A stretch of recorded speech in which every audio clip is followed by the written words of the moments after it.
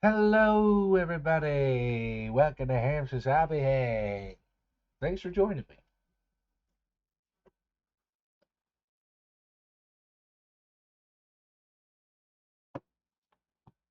How are you? How are you?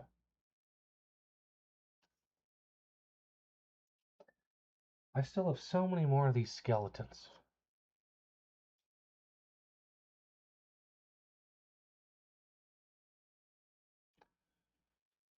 Oh, there's like 10 more of them over there. But they're fun.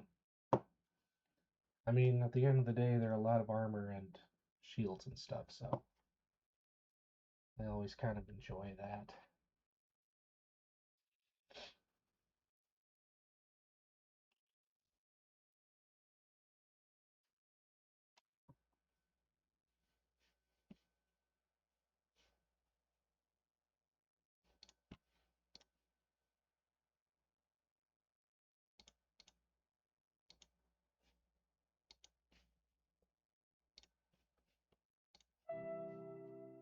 Hello, hello.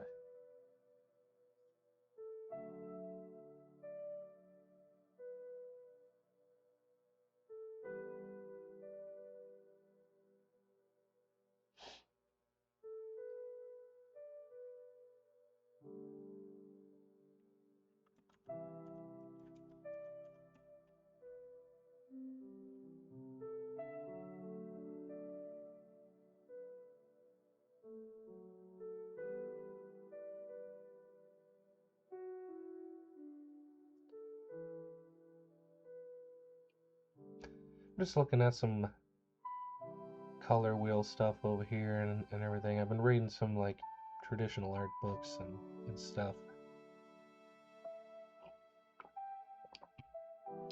Not sure if I know enough to apply it yet, but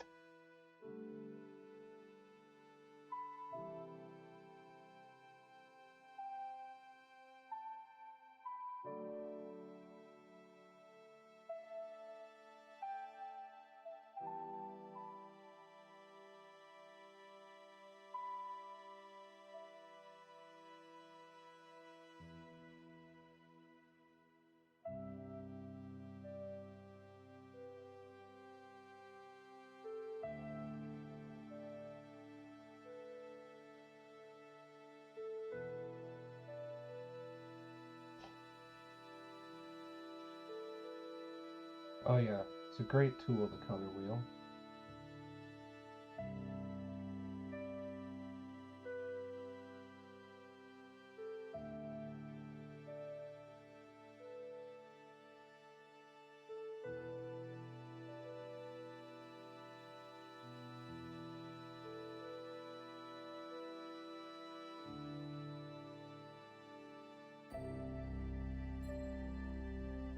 This we kind of did like a demo on at the end, so there's some color on here.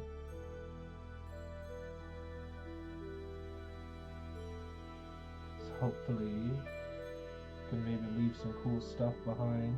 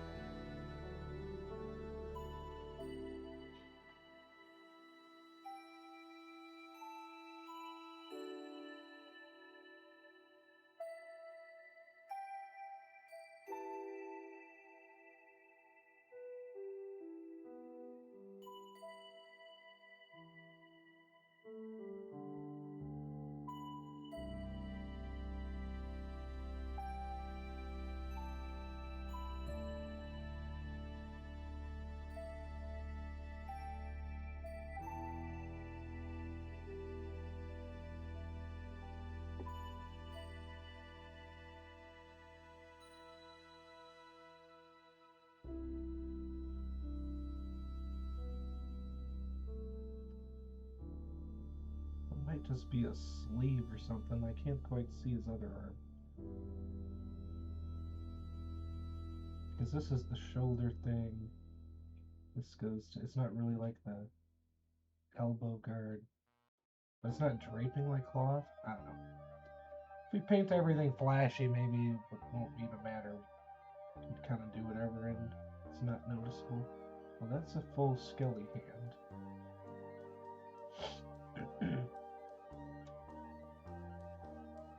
The first little bit of painting is always just trying to figure out what the heck's going on in the middle.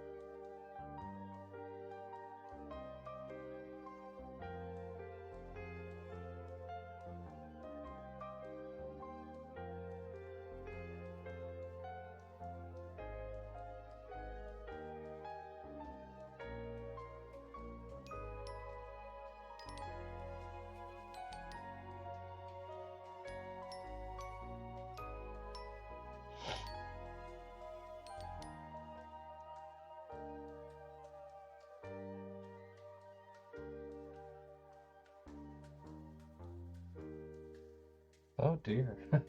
Well, then your values must be very interesting, which is arguably even more important to make dramatic.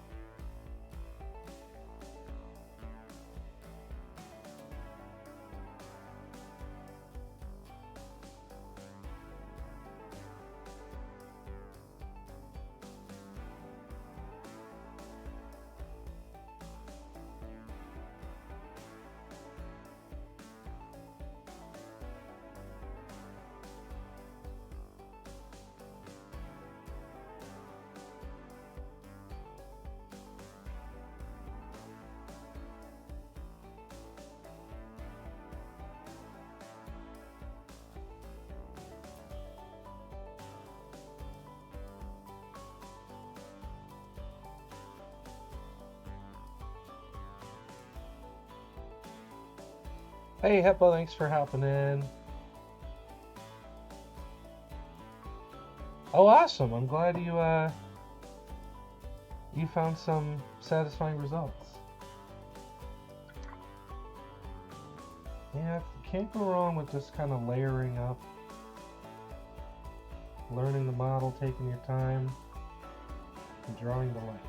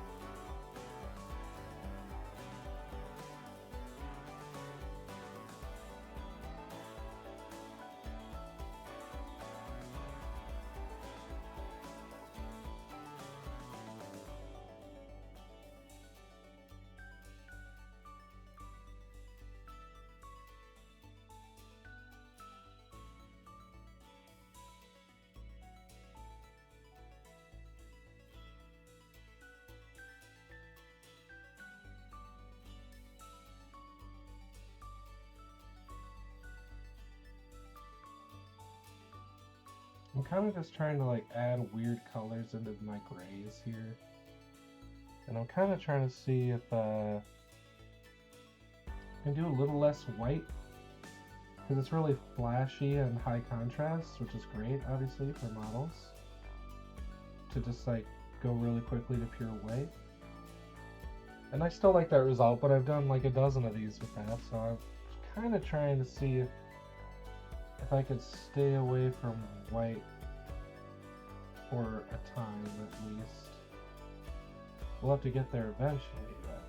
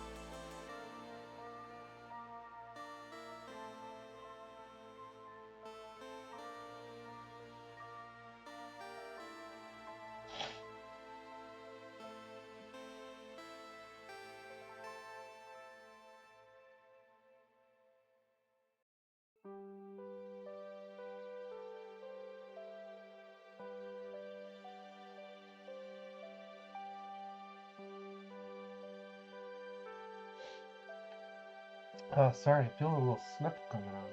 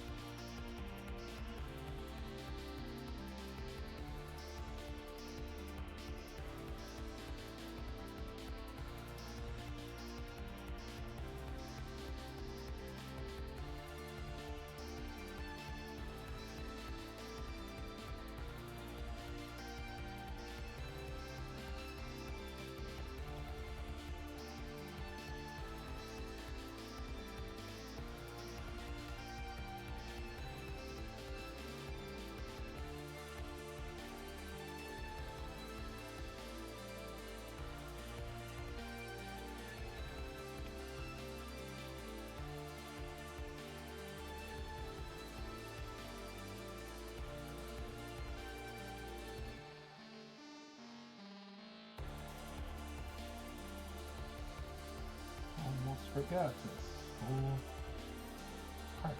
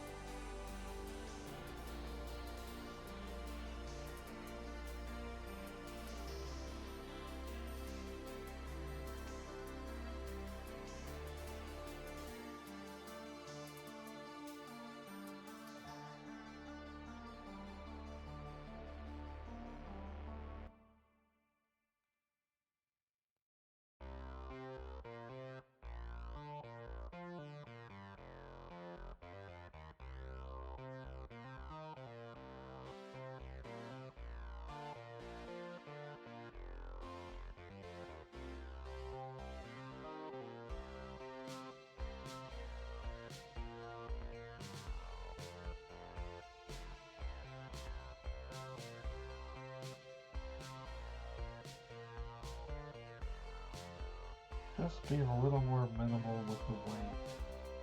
And just adding weird colors where I can. Basically, the basic idea that I gathered in a book that goes way more in depth is kind of my translation so far, is that in a lot of cases, as long as your values, your like map of the different values of light and shadow are clear, you can kind of throw in any colors you want randomly, as long as they're the correct values for the area they're in. So I have like random like yellows and pinks and stuff in here that I'm just kind of tossing around. And of course I'm kind of going off of like, okay, it's like there's skylight, there's sunlight, there's earth on the ground, stuff like that.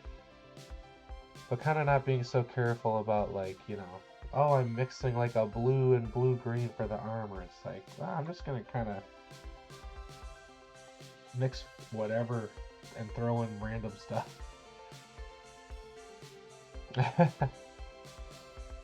Well, that's why it's desaturated, because they're very close together. So if you consider like,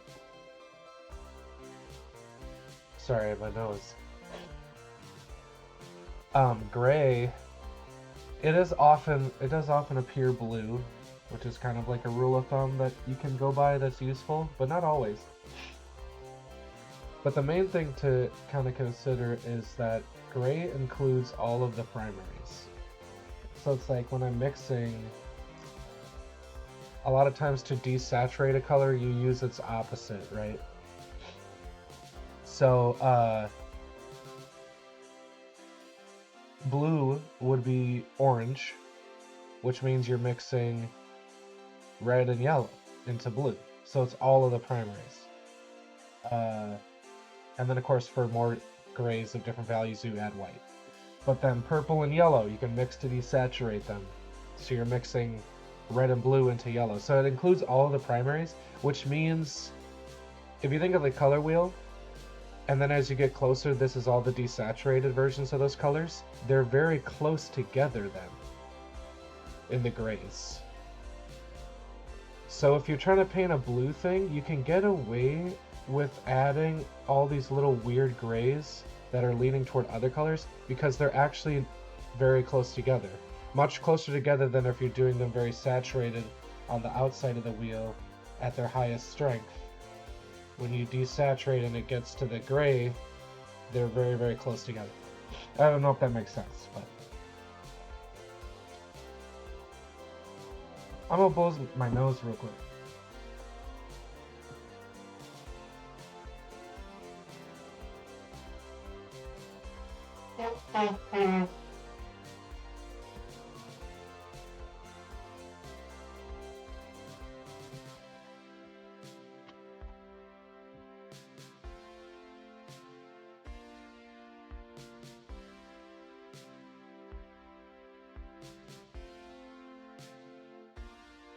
So especially on like armor and stuff where you are using a lot of grays, it's like, okay, what can I get away with? And I am also kind of liking to a little more minimal white. I love my flashy guys from before. But a lot of times when I'm going quickly and I just kind of want punch really fast, I end up with a lot of white. Now look at that. Now there's kind of still that yellowish glow left behind with just a spark of white, and that looks really nice. So I don't know, I'm just taking my time a little more, I guess. Trying it out.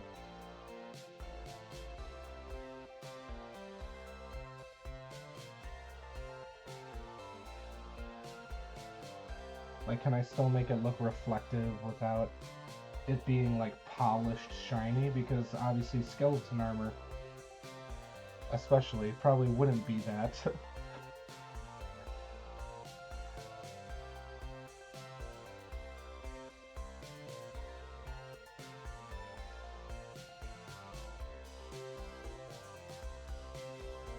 But I did it that way on a bunch of these just because I think it's fun.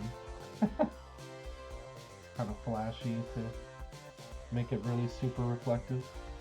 It's fun on the tabletop.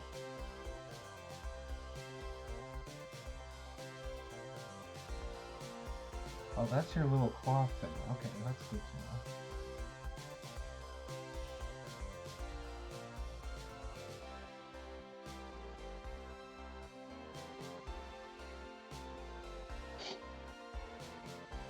Thank you, yeah. Let's see if I can find an example of what I'm talking about.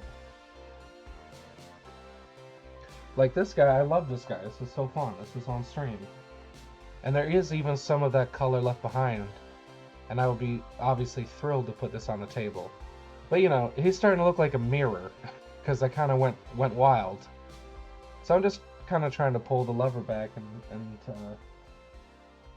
see what we can get away with doing a little less, you know.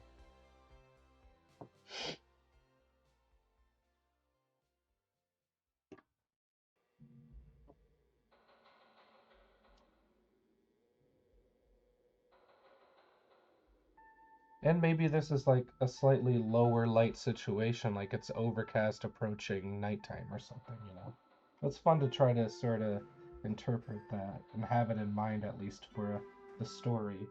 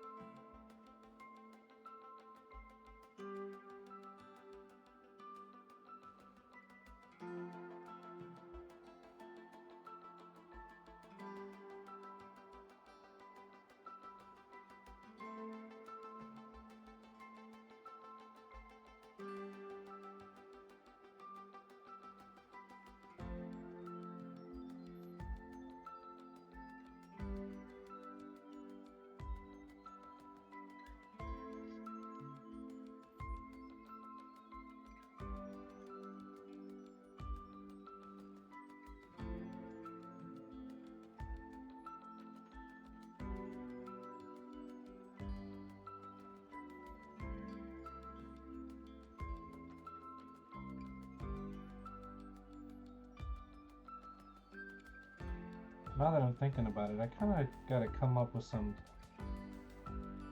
different tactics for chainmail. Just like, how can it breed like chainmail? Like, there'd be a lot that just because it's like a bajillion small rings, there'd probably be like a lot of little tiny specular highlights being caught. So that's kind of cool. Look at this right here. I mean, just to sort of exaggerate the like wave of a ton of rings that are all at slightly different angles to the light, you know? It's kind of fun to think about.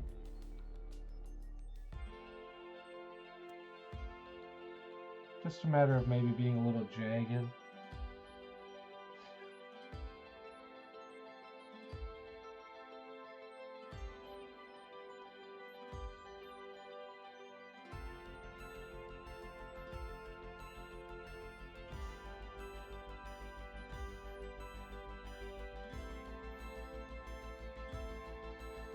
Like, I'm sure even in these areas, because of it could be waving in so many different ways, we could have, even in the dark, some little tiny glimmers.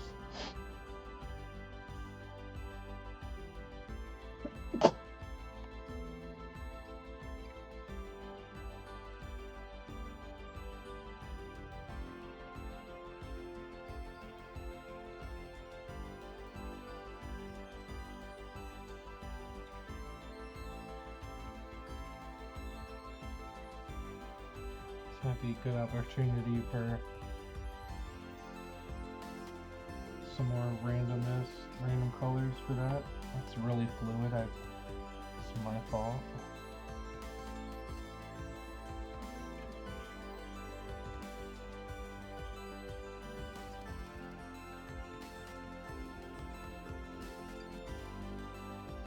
But that's okay. There's kind of a little bloom there, which, you know, who knows? It could happen on chainmail.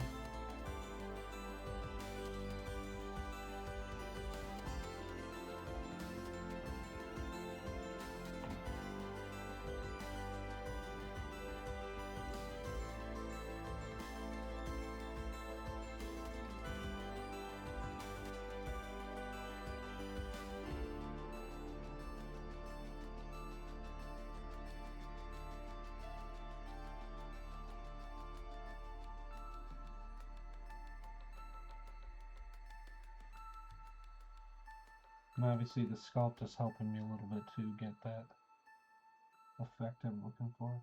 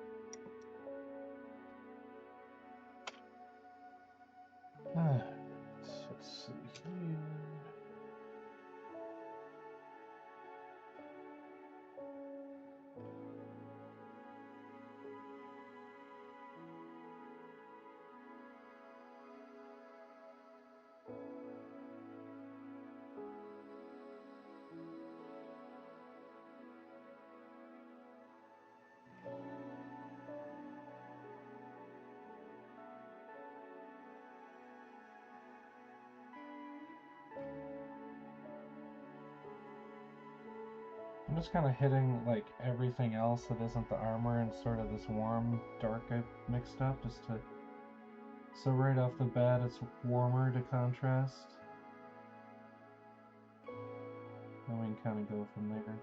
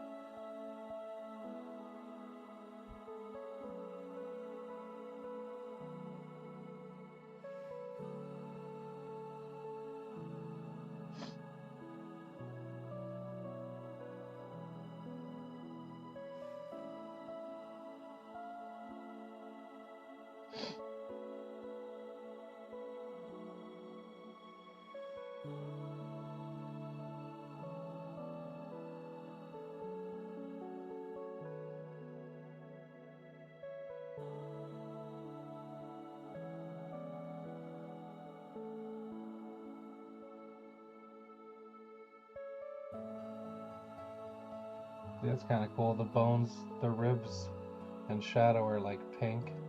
Kind of cool. I might leave that. Excuse me.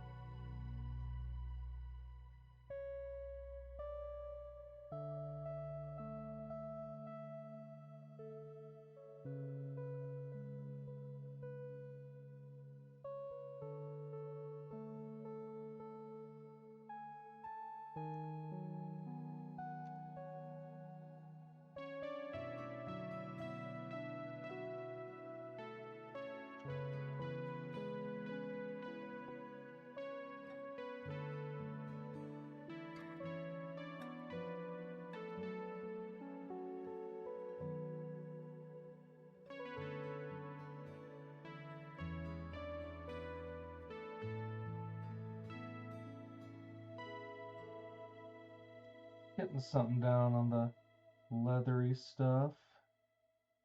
I don't want to spend too much time on it, but I want it painted.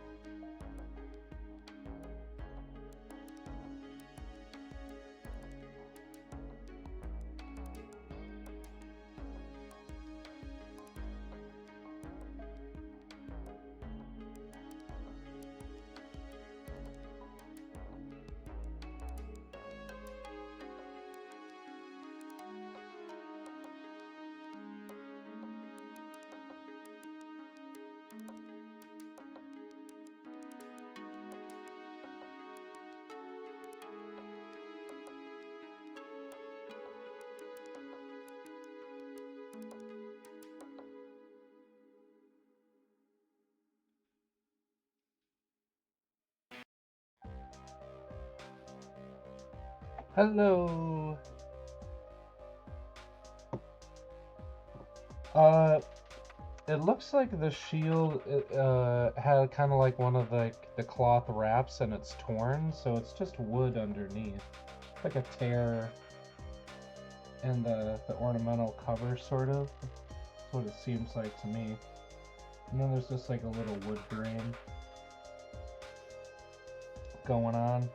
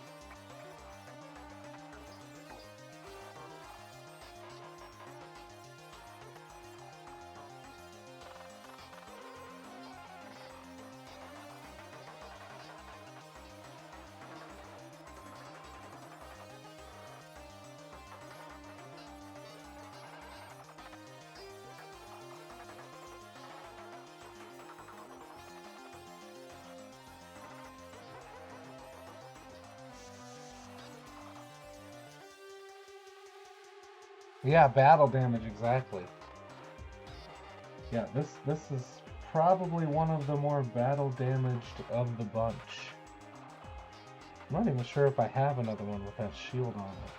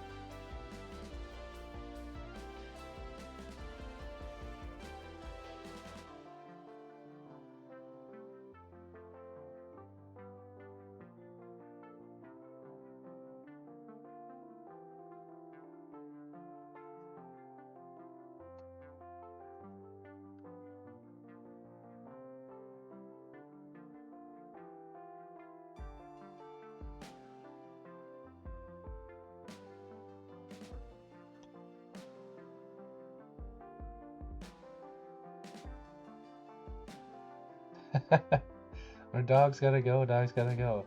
Thank you. Yeah, I always enjoy the hobby hang minis because it's kind of just the back and forth process. There's no right or wrong. We can always adjust, and I have some ideas beforehand, but it's somewhat spontaneous. So I'm glad you all enjoy it.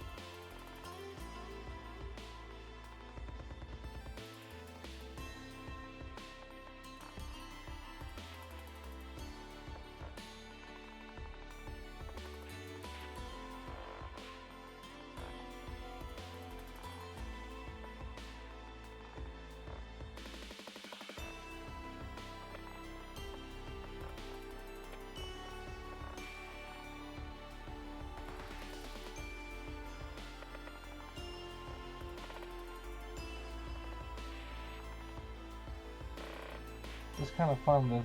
One of the highlight mixes for the red shield, I'm kind of just putting over this brown, and it's sort of making a totally different. You know, it's linked to the red shield, but it's not exact. It's a little more worn. It's kind of cool. Okay?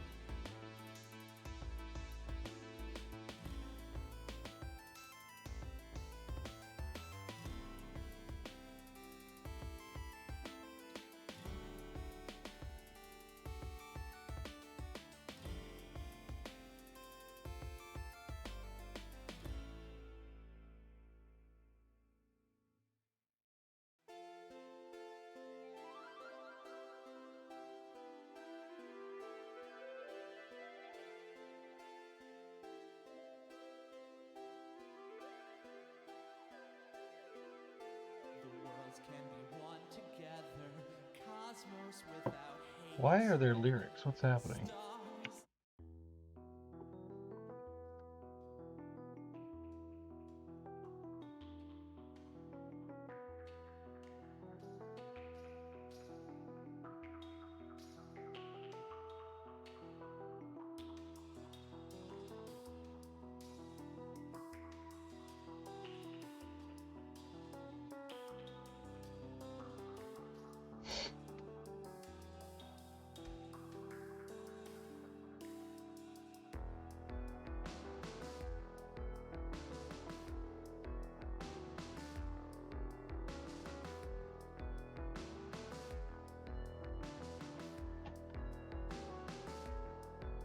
Yeah, yeah, I've never heard that song pop up from this artist before.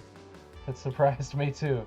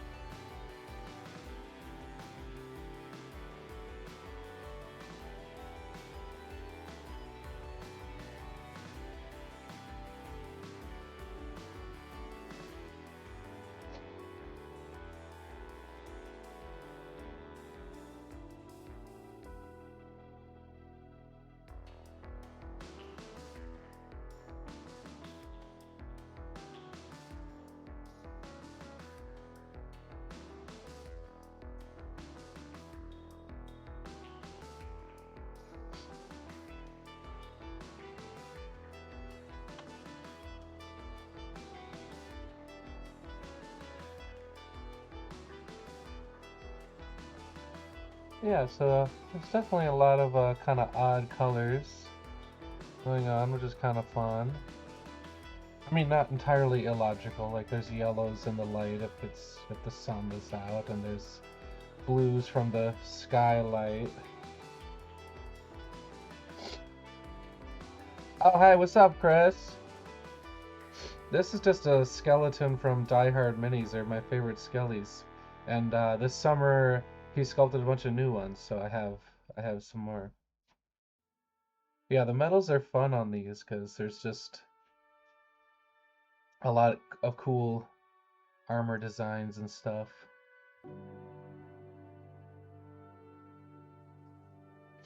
Just talking about, I was trying to kind of tone down the white a little bit and make them a little grittier because I have some mirror guys,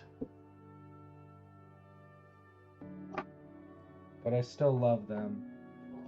Went a little wild. Some of them, they're wearing polished armor, but they're still very dramatic and cool. So I don't mind it. I was just trying to. This isn't so bad. Not that any of it is bad, but this kind of has a more selective pure white, which is kind of nice. That gold turned out okay. My non-metallic gold, I've not done that very much. So I was trying to kind of adjust it there. Where's the one guy I showed last time? I was kind of going for it here quickly, but it's too yellow. It's like just cartoony and not even look like gold metal. But this one turned out pretty good. Yeah, this is just like a cold, sick yellow.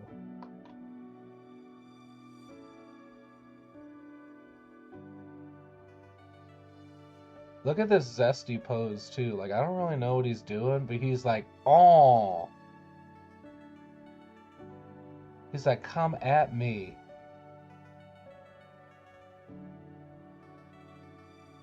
Or maybe his shield is just a little too heavy, so he's drooping.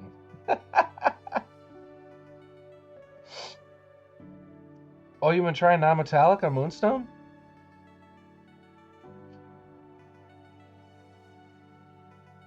Yeah, I mean, if we want to have a little sit-down mini paint night after the holidays, we should do that. It'd be fun. We can talk about it. The real secret is that everything, painting this style, painting this way, how I like to paint on Hobby Hang, everything is non-metallic metal and everything is OSL. By that I mean you're just picking a light direction and drawing it. Now, it's exaggerated on metal because you got to make it look super reflective, but you're still drawing the same way on the leather glove, it's just not as reflective.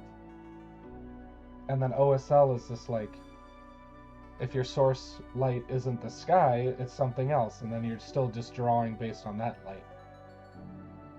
It's kind of like the helmet is shading you draw a circle and you shade it into a sphere. That's pretty much what we're doing.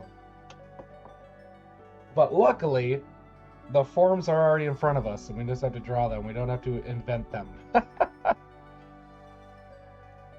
I would love to, but I'm going to my sister's, and then I'm going to my friends. They both invited me, like within a day of each other. So, and I don't think I'm going to be able to see either of them like early next year, like the first half of next year. So I'm just kind of doing the travel thing. I haven't, I mean, as you know, I've been doing Christmas with you, so I haven't been traveling for the holidays for a couple years at least. So figured I'd do some of that.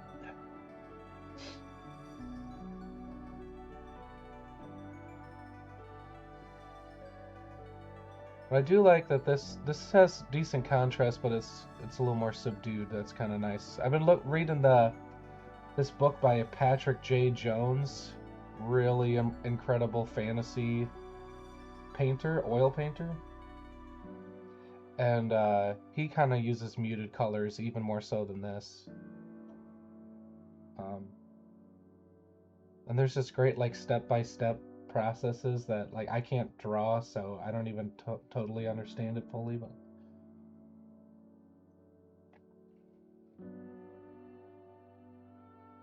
yeah, that's okay. what I was trying this time is just what we were talking about earlier is just where can I get away with adding random colors? So there's like these little bits of bluish gray, especially in grays. Not to get into the theory again, but it's kind of like if you imagine the color wheel. Where's my camera? The color wheel, and these are the saturated bold colors.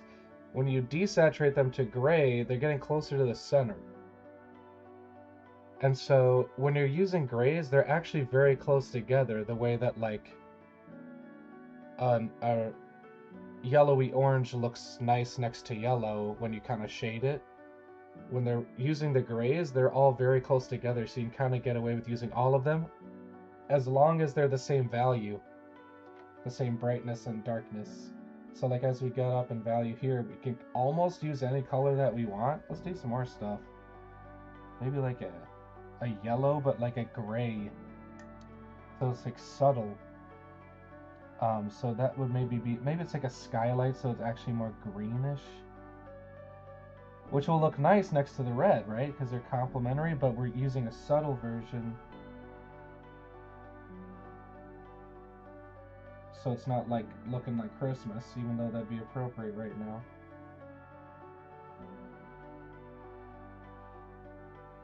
So that's kind of cool. So you can't even tell really I'm putting green on it, but it's adding a little spice, a little vibration, I like to think of it as. Even though it's red. And if we really want to, we can like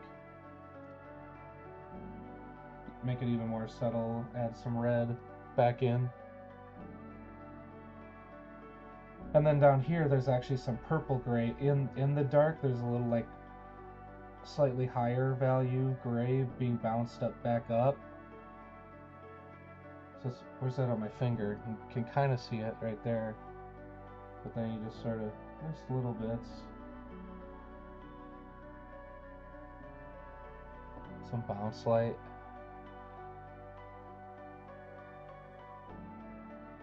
So the idea is like, you know, as long as I'm in this value range and in a shadow-like range, I can add almost anything. And then as this gets brighter and into mid, as long as I'm in the same value as we go down, you can almost add anything that's desaturated and the same value. So I was kind of experimenting with that. I was reading this book actually from this artist. It's called Color Relativity, which this idea is kind of based on. And she's from Minnesota, where I'm from, and I didn't even realize that when I first bought the book. But and I mean, you can kind of see this is. I'm kind of just looking for the answers to a lot of things that already exist in miniature painting. Like, hey, put purple in the shadows; it looks cool. Or like the Craft World Studio, it's like there's all these different colors going bonkers, but it looks like readable. And it's like, why? How is that happening? So I've been trying to figure that out.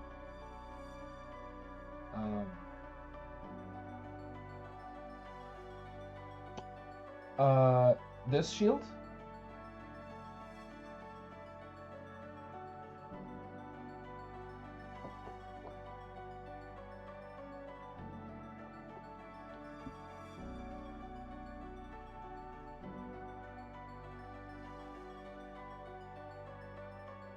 Okay, okay.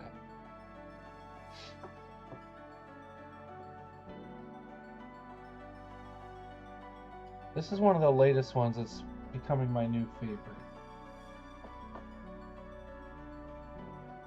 I threw on like a big Warhammer Orc spear on this guy, so it's just a ridiculous spear, but it looks very cool. See, this here, it's like, okay, what is this doing where there's all these weird colors in it, and a lot of it is like, okay, bounce light from the ground is making this earthier, and then the sky blue dome of overcast is what makes it bluish. It's just been helping me try to decipher that. It's kind of frustrating and tedious too. But it's helped me understand why artists do what they do to, like, you look at Sergio Calvo do non-metallic and it's like, okay, I get it. I see what your brush is doing and I still don't understand why. So over the past like 2 years I've been trying to decipher that. type of stuff.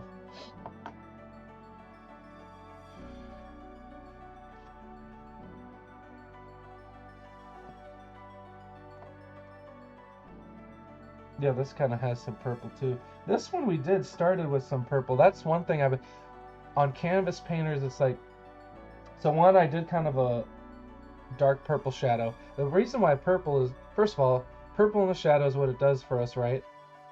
There's saturation in the shadows, something colorful that gives it a little vibrancy. But purple can be saturated while still being dark. That's why it's a good option.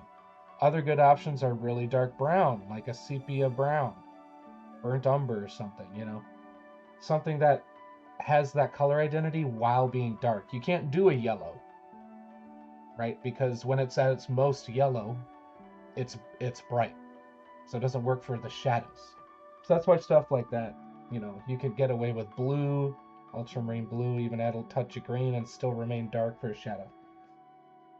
And then how some of these started too is I actually did like a mid brown, like orange brown for the sketch. Where's an example? Oh, this kind of has mid brown. Mostly because I saw a lot of canvas painters priming the whole canvas before they start with that, just to tone the whole thing. So you're not working over, in their case, white canvas, or in my case, like black primer. So it helps with opacity. You've seen me on this stream. We start from black and I start layering up straight over the top, and it takes forever. So that brown, like kind of we were talking about, a lot of desaturated colors contain most of the primaries together in some small amount. So you could put almost anything over the top and it will support the opacity of it without like dulling it. So basically it was like, imagine like we've seen the slap chop, right? Like, or a black and white grisaille sketch. Instead it's like purple and orange brown. Just for those two reasons, trying to the saturated shadows and then the opacity helper, which also sets us up for some kind of happy accidents, you know, the incidentals that we could leave behind. You don't even have to look like, oh, there's brown and rust behind because you left, you know, the orange brown. But even just the transparency of acrylic, it's going to have this little vibration that you might not, unless you're looking close, you won't see it, but your eyes will still pick it up, where there's slight orange brown. And I think of it as just like paint it normal, air quotes, after that. Like, throw a bunch of crap on it that sets you up for incidental stuff to be left behind. And then just sort of go to town, and it will naturally happen a lot of times where you'll be like, it'll be surprising for you as the painter too, which is a lot of fun. So anyway, I'm getting kind of theoretical, but I hope it's interesting. And a lot of that stuff, it's almost like hard to notice. It's almost like if you had an example of stuff like that plus just a black prime mini side by side, it would be like a night and day difference. But it's hard to kind of decipher if you don't know what you're looking at, which is what I've been trying to decode the past couple of years. When I look at cool Instagram models. Washes are cheating? Yeah. Well, at the end of the day, wash is just a transparency effect, right? So it does that similar thing of adding, it flows into the recesses for shadows, but it can also do some of the same stuff of subtly adding little layers of color, slight film of random stuff, almost like a glaze, which is just a wash consistency with less paint on the brush than a wash where you're dousing a thing.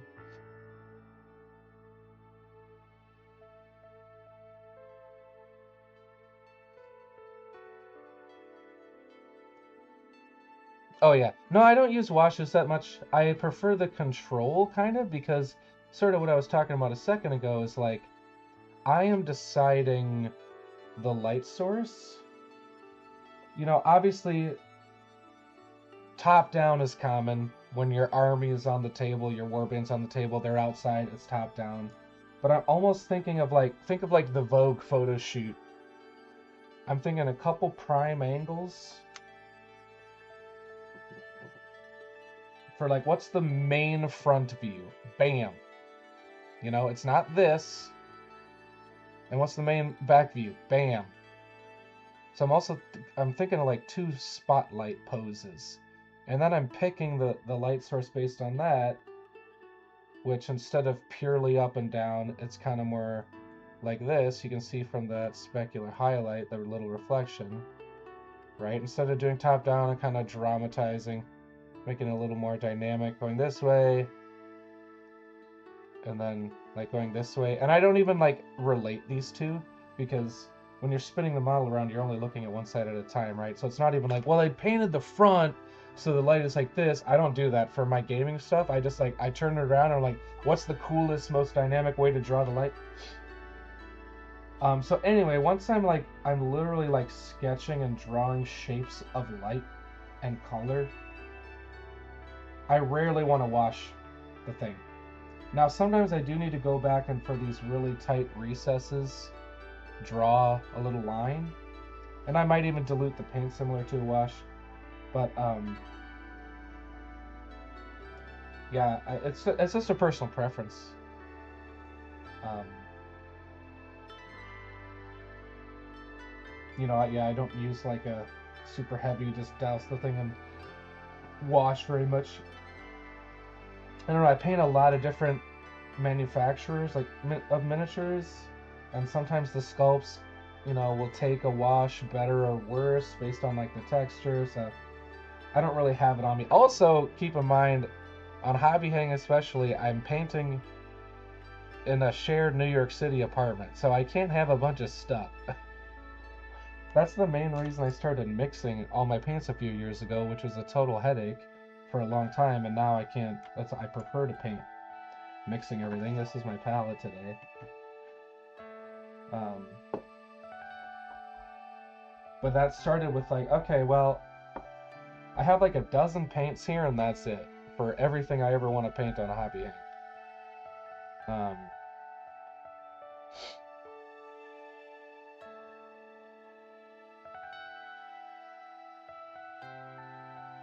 I mean, I like little minis because you can finish them quickly, so you get the satisfaction of like finishing a thing, and you can kind of get away with like making it super dramatic and punchy and not worrying about all the extra space where you need to sort of render it more. So I like that, but I mean, honestly, I own a crap ton of like large scale display, but I haven't sat down and painted any of it. Um, but I do have a few little busts that I've practiced. I've just repainted them a bunch of times, so this one is the only one that like still has a painting on it, but just to work on like skin tone and faces. But again, you can kind of see this. This is where I sort of started doing like all the little vibrations of random colors. Like there's actually on the palette, it would look like really, really, really bright light, like yellow and blue on here. That really, here's some bluishness, here's some green and yellowishness almost. But it's not in a way that like changes the actual color of the skin tone as it reads, like when you see the whole painting. But it adds some punch kind of. So unfortunately, I've reprimed all my other busts. It looks like. Um, but yeah, I think last Adepticon I did a couple sort of face bust painting courses. But so you can see here, it's like I'm just picking a certain lighting situation. Like you could do a lot of different lighting situations, but I'm choosing this side to sort of Rembrandt the light a little bit. And if you were to do a different situation, or you even add like an object source light off camera here, like a torch or magic or something, then all of a sudden, you know. So there's no like right or wrong way to like paint the values. It's just what you decide is the environment.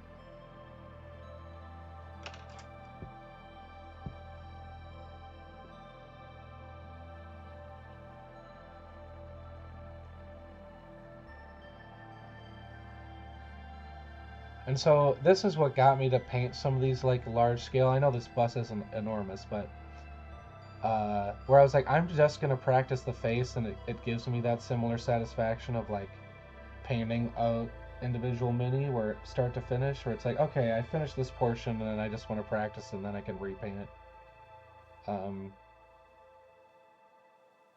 And this thing I got in a painting class anyway at Adepticon.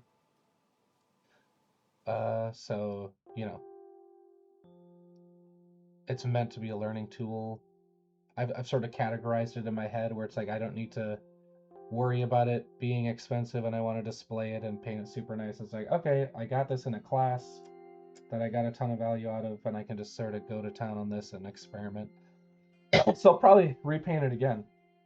I mean, the first time I painted this, I was doing like a lighter skin tone, and there was like some scars I did and stuff.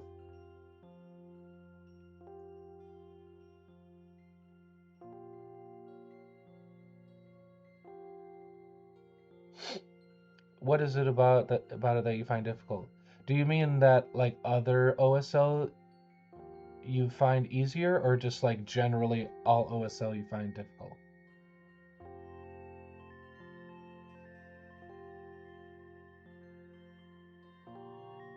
Overdoing like the bloom, sort of? Is it like getting too bright too far out from the source? Let me pull this up. These have like glowing eyes. But you can see like how dark, like this is still getting hit by the source light, but it's so dark just because this is a shadow area. And a lot of a pitfall I used to fall into was like nothing, even the nearest highlights, nothing can be brighter than the source. Like the source itself has to be the brightest thing that exists on the whole area that is lit by it. So even all the way up to the nearest highlights, they're almost as bright, but they're not as bright as the source. This I actually started with the dark because I know that I want the source to be the brightest thing and nothing else. I actually am going from dark. So I did like a super, super dark red. I mean, look how dark this red is. Like, it doesn't look like glow at all. Except when it's combined with the bright source. And this is just a logical area that would be hit by the source. So this is what it is. Object source lighting, stuff like a lantern, stuff that's not like daylight, falls off very, very, very fast. Do you see how quickly this falls off? Super bright, almost immediately is starting to vanish. So this is a dark environment sort of off camera, so there's enough sort of bloom where it hits, but it's barely hitting. Like, look how dark. So how quickly it falls off also kind of sells it. Like if you start highlighting this out here, right, in this dark part, this is going to look like it's absolutely insane brightness, like unrealistic, like impossible. It's like there's a sun in his eyes, you know? And especially on the small area of a miniature, you know, this is why we're painting tiny things. We got to sell it in a tiny area. So you have to exaggerate that diminishing strength of the light.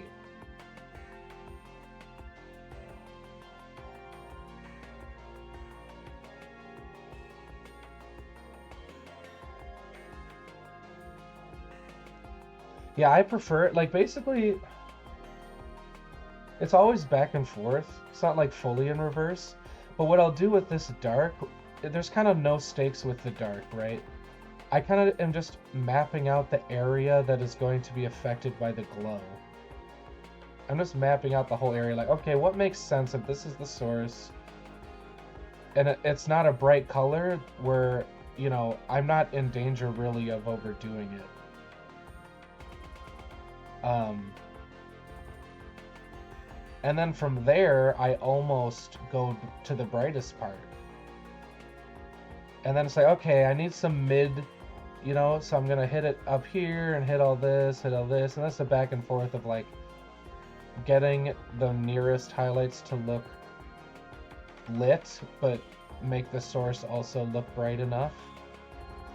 But I start kind of backward just to map out the area, because then it gives you room to show that diminishing strength from dark to super bright light source.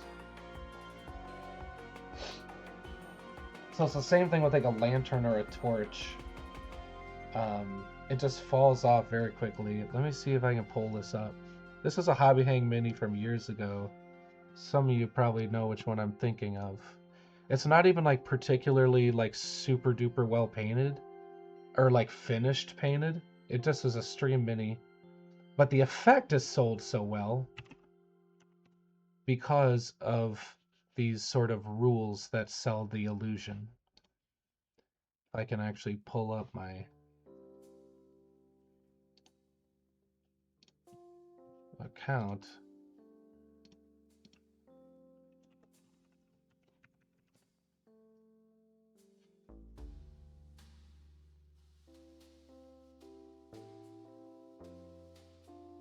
Maybe it's thinking very hard about my password. That's not a good sign.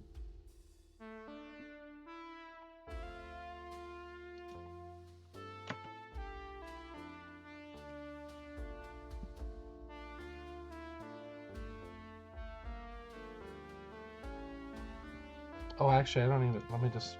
What am I doing?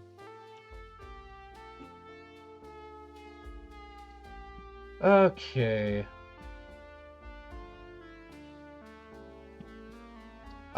Let's see. Let me pull this up.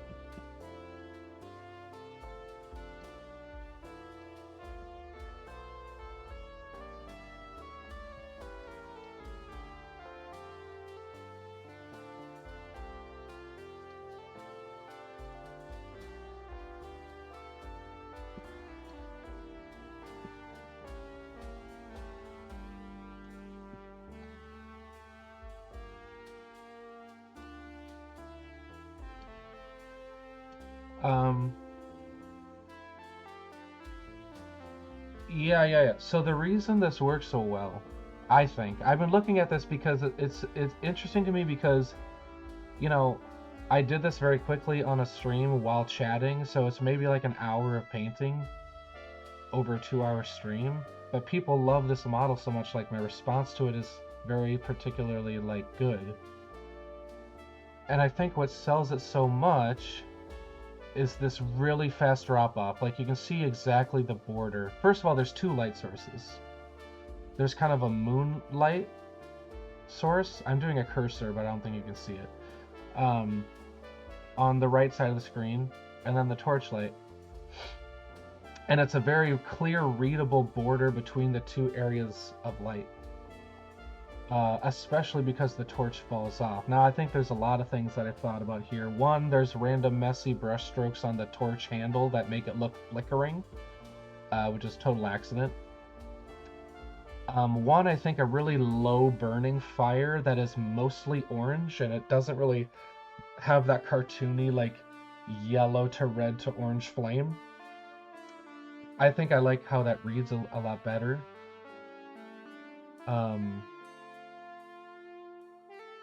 And also, I think what's satisfying about it is there's information on here that tells us that the environment is very, very dark. He's not holding a torch in the day, he's holding it at night. One is the moonlight, but two, this is very interesting to me. The torchlight falls off very quickly, the strength, but the source where it is lit is so strong that the color is mixing. The color of the light is mixing with the materials. If this is sort of like a bluish cloth, it's turning it greenish because it's so dark in that area in the environment that the torchlight is illuminating it, like it's like it's morphing it into a different color. And actually what's fun is the reflections on the axe I almost didn't paint, but I think it was a Vertex artist who's often in the stream. It was like, hey, you have to do reflections on the. So this was like as I was turning off the stream, I was like, oh yeah, you're right, and that totally sells the effect too. So okay, so this kind of breaks our rule, right? Now that I mention it, the reflection on the axe is far away, but we know that the metal is reflective. So the other areas are not reflective enough to catch that at that distance, but the axe is, just to sell the illusion. In this case, I did do the torch last, yeah. But I sort of did the moonlight before that as well. It depends, like you have to find this area. Oh, also, similar to the greenish sleeve, how the face is almost fire colored, and there's actually, besides the sculpt is great, but there's very little color variation. It's almost like fuzzy to your vision, like if you were to take a photograph in this environment, it's just being like blasted by the torchlight, and so, you know, you can't see the color of the skin clearly. That also sells the dark environment. So I don't know, I thought about this mini a lot because people like it so much, and I'm trying to figure out, like, just to decode what's happening. Thank you. See, you're a first-time chatter. Thanks for hopping in. I appreciate it.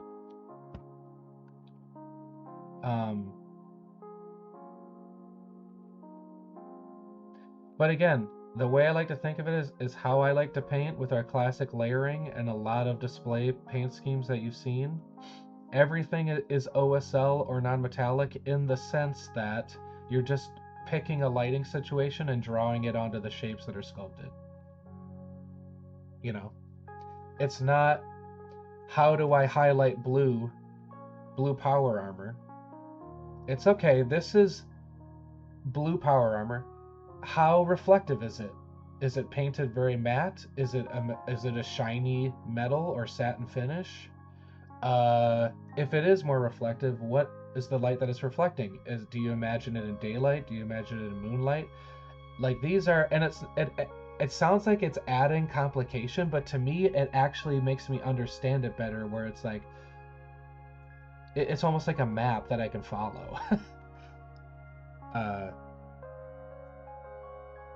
It guides me. It's like, it takes the pressure off. It's not like, how do I do non-metallic metal? It's like, well, go look up online some images of a sword blade in different lighting situations. What's happening with it? Also, just identify what makes it look reflective. It's just making the highlights and the contrast super close together and tight, and having those bright white reflections, whether we're doing a super exaggerated, I might get this off the screen, a super exaggerated mirror like armor or a more subdued one. It's just going up to white from dark very fast. You know, they're very close together, which makes it look almost like a mirror reflecting, you know, how metal does. Less so on the matte shield, but I drew kind of a map where the light's coming from this way, and so now that I made that decision, the pressure's up. I'm just like, oh, okay, well, if this is at this angle, I'm just going to hit this. I imagine it as ratty red cloth. It's not as reflective. It's going to be worn, and we're just drawing it that way. And obviously, you've seen red highlighted a million different ways. There's no right way to do it. But I tend to imagine the environment and the light that's hitting it, and that guides me.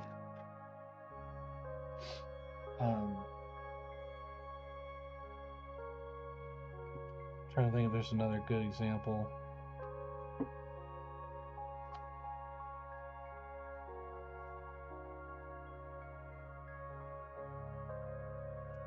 Yeah, I don't even have metallics here at home, honestly. Just because I can exaggerate more. Like once I pick this map that I'm talking about, I can exaggerate it as much or as little as possible. You know, this is another super mirror like one, so it's super exaggerated, which would be kind of frustrating to do if I'm like, okay, do a metallic base coat. Can I get a bright enough silver to highlight it? And then I gotta do areas of dark. Do I do a wash? It's like just faster for me to draw it. But what techniques like that I do like for is if it's like a fast army painting scheme, you know. I just want a metal. It's a little sort of burnished and beat up. The accents are and the faces and stuff are what I really want to paint. All right, I'll base coat it silver, give it a brown wash. It looks awesome.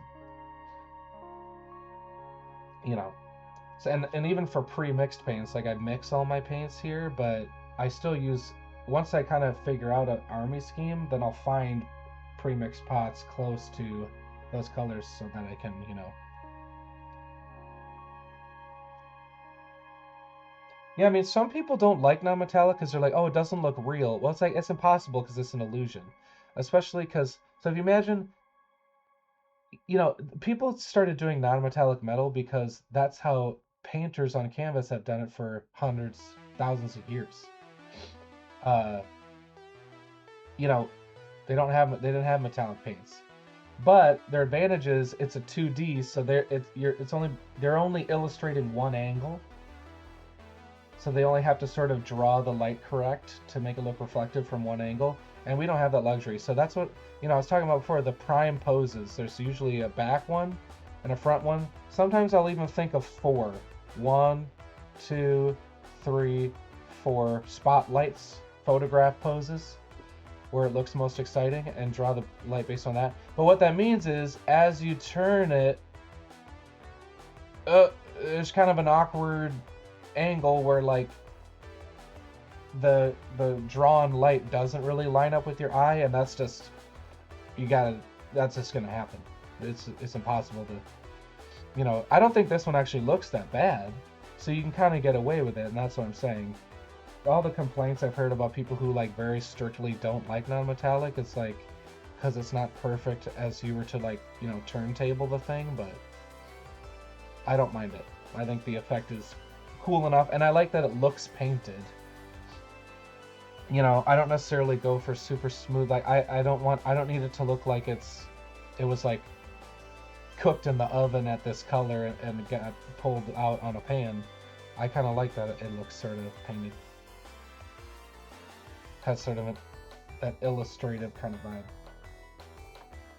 But anyway, thank you for listening to all my theory. I think about this a lot, so I hope it's interesting and makes sense and maybe helps you a little bit. If you try any stuff out, please feel free to tag me at Hamster on the Discord. Send some photos if you have questions or if you have successes or anything at all.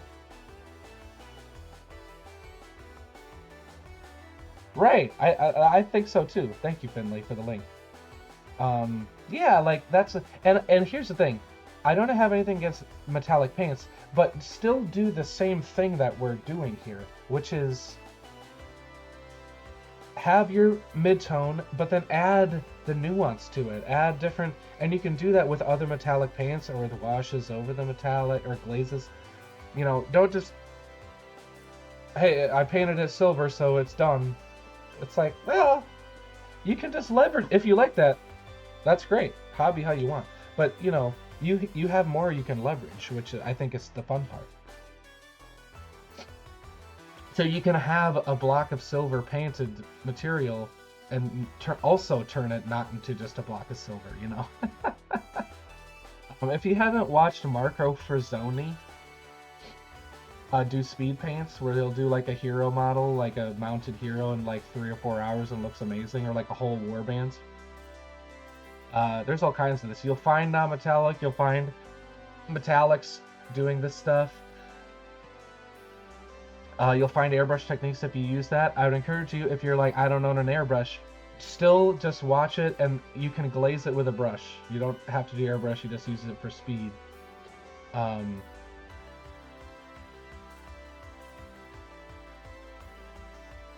Did I mention 3? Let me get them for you.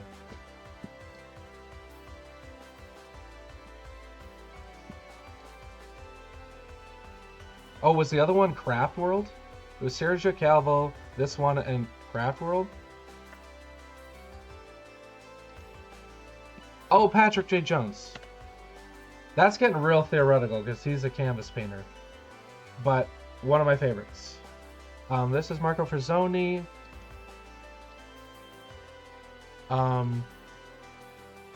Sergio Calvo. My favorite way to watch this channel is there are some that are just time lapses. They just play music over painting. And look, we've all seen a bunch of instructive step-by-step tutorial videos, but I would encourage you, I learned the most from his channel by watching the time lapses and trying to interpret. And that's what's going to get you to improve. You're like, what do I think he's doing and why?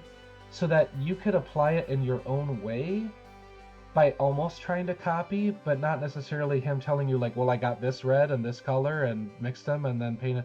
It's like, if you try to decipher it and you put it through the filter of your own brain, that's going to teach you more, and it's going to teach you more about how you like to do it.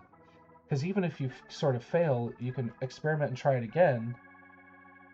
And it's not even anything like what the original painter did, but you're deciphering it and solving problems, which is going to help you in a different painting that isn't even, which is completely different.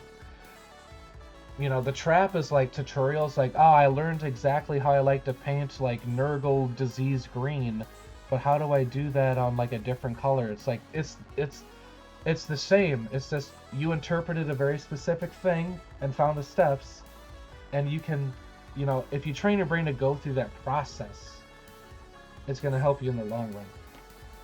Like I said, hobby how you want. If you just want like a very specific thing done and you enjoy that, you know, I did that for years.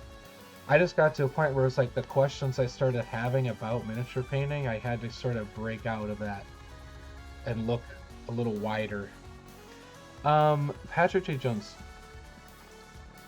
I actually wonder, most of this stuff that he has is on like paywall classes.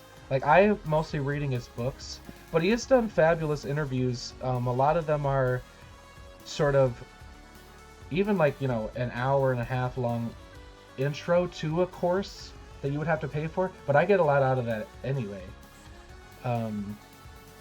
So I haven't paid for the courses, I just bought the books. I'm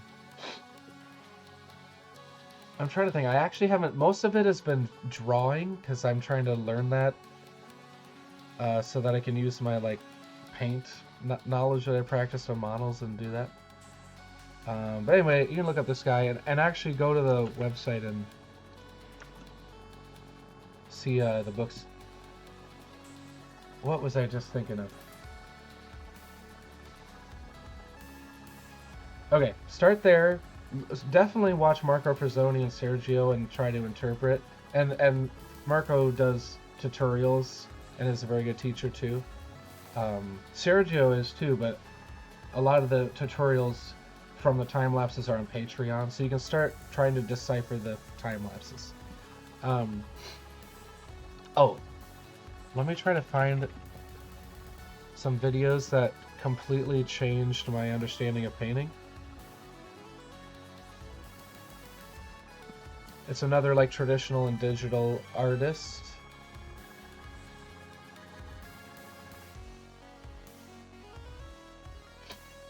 Oh, and here's the thing too that I was thinking about recently. You know, the one of the biggest traps as well is the YouTube rabbit hole, right? When you're looking through this stuff, I would encourage you to pick like 2 videos at most that are your favorite, that you're like, this resonates with me. I'm kind of understanding, but I don't fully understand. Paint a bunch of minis and watch those same 2 or 3 videos again in a month. In 3 months practice, in 6 months practice, and watch the same videos until you're all of a sudden you're like, oh, eureka, I watch this video entirely differently now. The combination of study and practice, obviously I'm not making anything new here, but what I found is like trying to watch every video and so many of them, it wasn't helpful anymore. But I just out of curiosity would watch like, I remember I really liked that one video. What was up with that? And it had been like 6 months and it was a totally different video to me because of my practice. And I'm lucky because I, at minimum, obviously I paint a ton of prototypes at Dwarven Forge, but for like character models, I have at least one a week on the stream, you know, so I'm practicing at the very least that. And so having that practice and then go back to the same video is actually what taught me the most, because I would notice what I had learned and know kind of the gaps that were left to understand, and it would narrow it down over time. Let me try to find this.